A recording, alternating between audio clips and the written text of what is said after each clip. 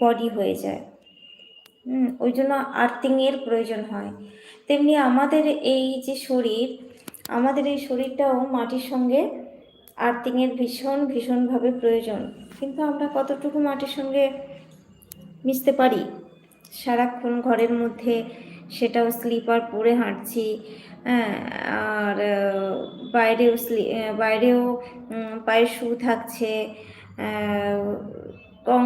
কংক্রিটের রাস্তাঘাট, তো সেখানে আমাদের মাটির সঙ্গে কতটুকু টাচ হচ্ছে? আমাদের মাটির সঙ্গে কানেকশান খুবই কম।